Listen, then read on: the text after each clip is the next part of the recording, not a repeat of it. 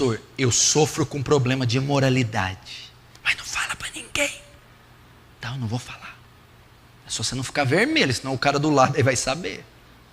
Pastor, eu sofro com problema de imoralidade. Como lidar? Eu vou colocar no mesmo bojo, no mesmo pacote, a maioria dos problemas e pecados que os cristãos têm, porque a solução é a mesma para todos, ok? Então você está me procurando para dizer, pastor, eu sofro, eu luto com problemas na imoralidade, de imoralidade. Eu tenho problema com pornografia, eu tenho problema com cobiça, eu tenho problema com masturbação, eu tenho problema com lascívia, eu tenho problema com imoralidade. Você está procurando no meu gabinete. O outro entra no meu gabinete, pastor, eu tenho problema com ira. Sou irada, possessiva, briguenta, sou irado, descontrolável, tenho raiva, ódio, rancor. Meu Deus, pastor, como é que eu lido com isso? Pastor, o meu problema não é. O meu problema é que eu sou um desequilibrado emocionalmente. Uma hora eu estou rindo, outra hora eu estou chorando, eu grito, eu berro, eu choro. Eu sou descontrolado, eu não tenho domínio sobre minhas emoções. Eu choro, rio, grito, sou desse jeito. Desequilíbrio emocional, sou uma pessoa compulsiva. Não tenho domínio das minhas emoções. Pastor, eu sou ansioso, afoito. Eu estou procurando o Senhor para dizer como eu venço a ansiedade. Tenho ansiedade, sou afoito, ansioso, me revolvo na cama, não consigo esperar, eu tenho ansiedade. Pastor, eu tenho muito problema com desânimo. Sempre estou abatido, prostrado, muito desanimado. Eu tenho com tristeza. Tenho problema, de vez em quando eu sou pego por uma tristeza aguda. Eu é impulsividade, pastor. Eu falo primeiro, depois penso. Eu sou impulsivo. Enfim, são essas algumas das práticas que muitos têm, dentre outras que eu não citei aqui. Mas eu citei imoralidade, ira, desequilíbrio emocional, ansiedade, desânimo, tristeza, impulsividade. Como eu lido com isso? Eu que tenho uma delas, eu que tenho duas do que o senhor citou, eu que tenho todas. Eu vivo tendo distúrbios psicológicos, emocionais, transtornos, desequilíbrios, pulsões, compulsões, enfim, uma guerra interna, emocional, psicológica, conflitos espirituais, e vão fazendo com que a minha vida oscile. Como que eu lido com isso? Vamos lá. Primeiro,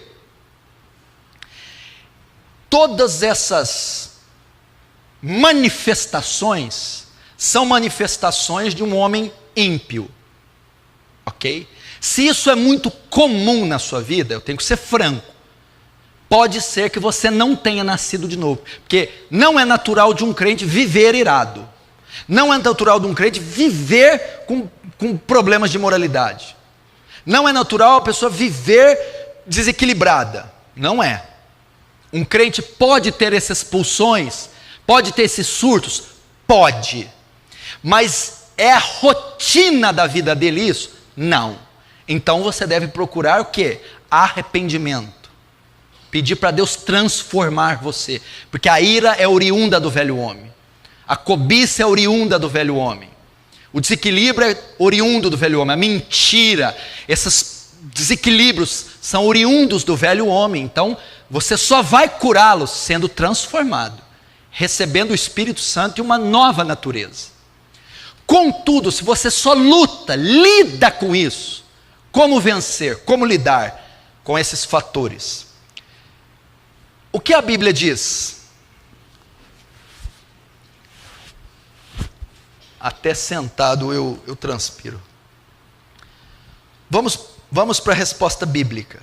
Olha só, vou te ajudar com esse texto. Romanos 6,14. Pois o pecado não terá mais domínio sobre vós, pois não estão mais debaixo da lei, e sim da graça. Presta atenção. Você aprender isso aqui, você vai aprender, você vai ficar aliviado. Quando alguém se converte, Deus lida com o pecado dele em 3 períodos. O que mata você? É o pecado, não é? O que condena você? É o pecado, não é? Da onde saem essas práticas? Do pecado. O pecado que traz ira, orgulho, lascívia, cobiça, desequilíbrio, depressão, é o pecado. No ato de conversão, Deus concede a você 3 fases com o pecado. 3. Primeiro, Deus vai lidar com a culpa do pecado. Segundo, Deus vai lidar com o poder do pecado. Terceiro, Deus vai lidar com a presença do pecado. Primeiro, Deus lida com a culpa do pecado. Pecados são como crimes, transgressões da lei de Deus. E os pecados condenam você. No tribunal de Cristo, você está condenado pelos pecados. Mas quando você crê, você é justificado. Ou seja, a culpa do pecado é tirada de você. Então, quando você converte, primeiro ele resolve o problema da culpa. Justificados, pois, pela fé, temos paz para com Deus. Quando você crê, a culpa do pecado é tirada. Você não pode mais ser condenado.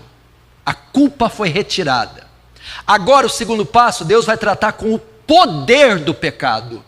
O que é o poder? É a inclinação que nós temos para o pecado. Como ele vai tratar?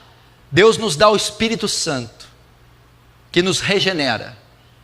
E ele nos dá um dos frutos do Espírito, que chama domínio próprio. Gálatas 5:22. Ok? O que esse fruto nos dá? É o poder que Deus nos dá de exercer autodomínio, de exercer domínio sobre nossas faculdades.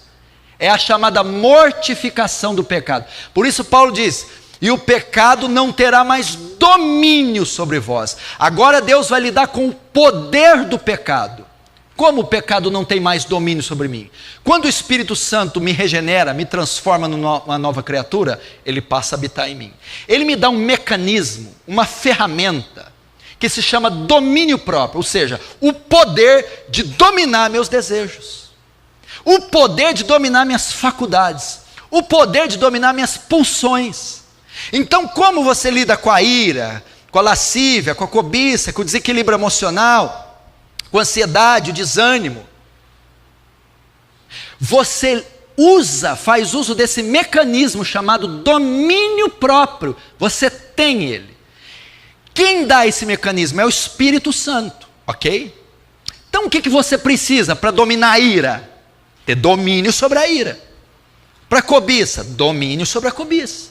Desequilíbrio, domínio sobre o desequilíbrio. Ansiedade, pulsões, desânimo, domínio sobre a sua área sentimental. Quem dá domínio a ela? Esse mecanismo, esse fruto, domínio próprio, que todo crente tem. E quem produz esse mecanismo?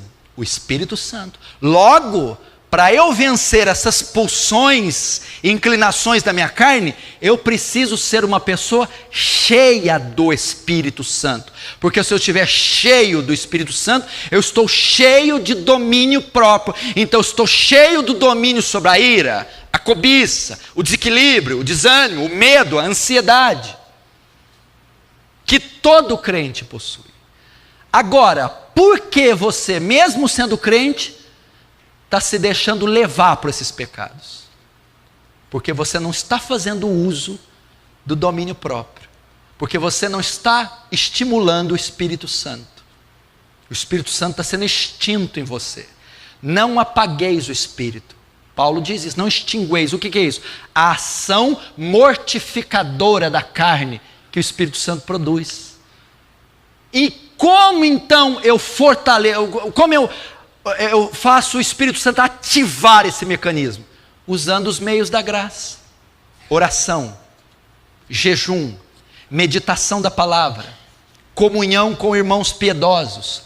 Isso tudo vai fazer com que o Espírito Santo ative o domínio próprio. Ou seja, uma vida intensa com Deus, de consagração, os meios da graça, leitura, meditação, memorização da Escritura, oração, jejum, pedir para que o Espírito Santo me encha e pedir para que o Espírito Santo me faça exercer domínio sobre os meus desejos. Por quê? Porque tem uma promessa sobre você. Este pecado não terá mais domínio sobre você. Não pode te dominar. Deus, quando você creu, Ele lidou com a culpa do pecado. Ele tirou, você não pode ser mais condenado. Mas agora Ele lida com o poder do pecado. O pecado não pode falar mais alto em você. É só você usar o domínio próprio. Agora, pastor, eu sempre vou ter que lutar com isso? Sim, sempre. É normal eu lutar? É. Lutar é pecado? Não. Ser tentado é pecado? Não. Ter os desejos é pecado? Não, não é. Por quê? Gálatas 5, 22, 23. Mas o fruto do Espírito, não. Gálatas 5, 17. Porque a carne milita contra o Espírito, e o Espírito milita contra a carne. E estes opõem-se um ao outro, para que não façais o que quereis. O que Paulo está dizendo aqui? Existe uma batalha dentro de você, entre a carne e o Espírito. E esses ficam lutando entre si o tempo todo. É assim, a vida cristã é essa. É a carne que quer pecar, quer se inclinar. A carne quer mentir, quer se irar, quer cobiçar, quer se invejar, quer se fofocar, quer se, sabe, a carne. E o Espírito não, quer restringir, resistir, sufocar, asfixiar. O Espírito quer perdoar, quer amar, se santificar, orar, buscar. E eles ficam neste conflito. E quem vai vencer? Aquele que você alimenta mais. Se você alimenta mais a carne, fica na internet, fazendo fofoca, sensualidade, pornografia, a carne vai prevalecer, então a ira, a imoralidade, a ansiedade vão se manifestar. Se você alimenta o Espírito, santificação, separação, leitura, oração, meditação, o Espírito vai triunfar sobre a carne, logo a ira, as pulsões serão mortificadas. Você exercerá domínio sobre elas, porque você tem o domínio próprio.